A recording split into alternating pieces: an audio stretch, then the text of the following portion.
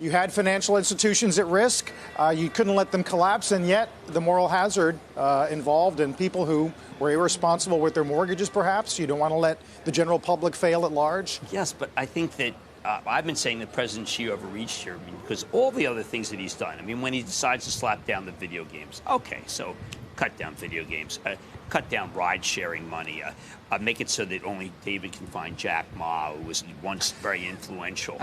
And then you get to this, and he really, I believe, wanted to get the richest man in China, which is the man who ran Evergrande, and the top people from Evergrande.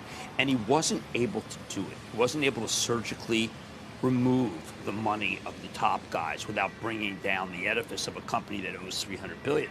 This is the first mistake I've seen him make. But they also were slowing overall the property development cycle, right? I mean, there have been fewer people. I mean, that's in part. I don't think he This knew. is a company that was based on the next sale, very levered. But do you think he knew I don't how people know. were like getting parking spots in return for? I do. You do? I don't think that was a big secret. Well, then why We've been couldn't talking about why the couldn't level he of have guaranteed speculation them in at the China for beginning? many years. Why couldn't he just say, listen, here's the people who won't lose money? I don't know, but this is far from over, and we'll see how it actually ends up. Listen, land sales are a very important driver as well for local government revenue in China.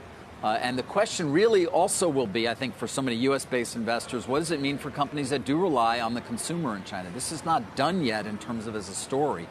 You know, is traffic into Nike stores at the same level it was? Let's prepare for what that. What is it going to mean for things of that nature? I think that well, a lot of people who keep thinking that Xi is president for life. He is not yet president for life. And this is a very important constituency that he cannot afford to lose, which is basically housing. As David said, there's like a guy on the committee of the 7 who's in charge of housing, and he's trying to figure out right now, does Xi deserve to be president for life?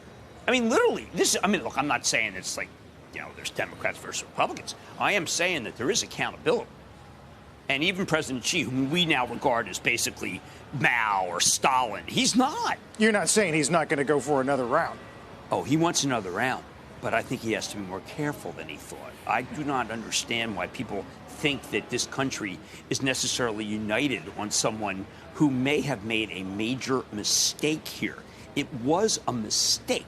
He is not that powerful that he can anger this big a number of people. When you hear that he says he's monitoring unrest, this is China, for heaven's sake. Well, yeah, listen, if you spend most of your life savings on an apartment that's not going to get done and has no prospect of getting done, you're going to be pretty upset. Right, yes. But I'm saying that he had to figure out a way to be able to bail out everybody. Look, you've got those 4,000 people, the media. No one's talking about those people being disenfranchised. Right. They're getting to keep the money. That is not what Xi wanted. I'm just saying, can we just stop thinking that everything Xi does is right? No, I'm not saying we don't necessarily do that, but we are following this because of both what it means for the world's second largest economy and demand there, and secondarily because of continued concerns about contagion, even though those may be very well overblown in terms of you never know. We've certainly learned that from the past. That's why we're focused on this story. Shepard Smith here. Thanks for watching CNBC on YouTube.